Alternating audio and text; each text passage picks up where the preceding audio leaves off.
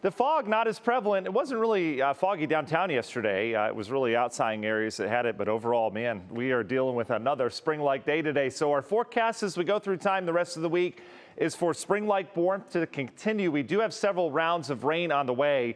That cold air and the snow, we're not done with it yet. I'm going to do a percentage of how much snow we have left to fall. I got to do some calculations over there. I would imagine it's around 30% rest of the winter. So, you know, we're getting there. We're not quite there yet, but let's enjoy what we have. 42 degrees. It's milder here this morning.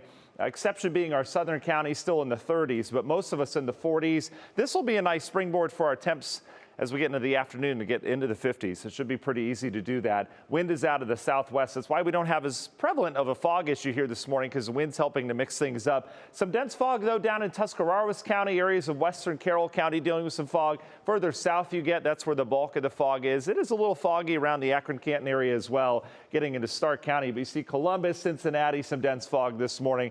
Not quite as widespread. High pressure is still in place and in charge of our forecast. This is heading east, though, and as a result, look at all the southerly flow from here to the Gulf Coast. We are bringing air and warm air. There's some moisture with it as well. And this warm up is going to be a big warm up across areas of the Central Plains. Widespread 60s and 70s, even 80s down towards Texas. A true spring looking map. All right, National Design Mart hour by hour forecast will take you through time.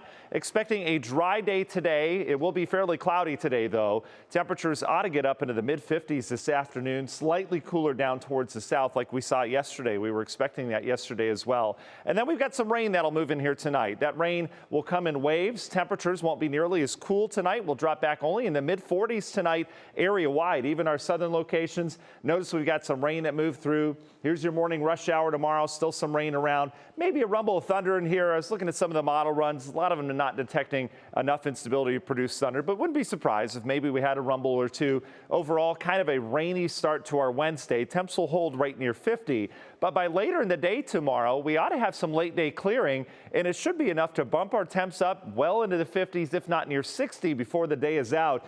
So your Wednesday afternoon and evening plans look a lot better than those morning and midday plans, as we'll have that warmer air around. And Thursday, we'll fast forward to noon. Not a bad day. We'll start to dry out on Thursday. Temperatures with some late day sunshine ought to poke up into the upper 50s and near 60s. So some real mild weather the next couple days. How much rain tomorrow? Not a lot, but maybe a quarter of an inch to a half an inch, depending on where some of those more organized showers fall. Temperatures go up from there. Wednesday, I have it to 63. That's so optimistic. Models are saying 58. We'll do it.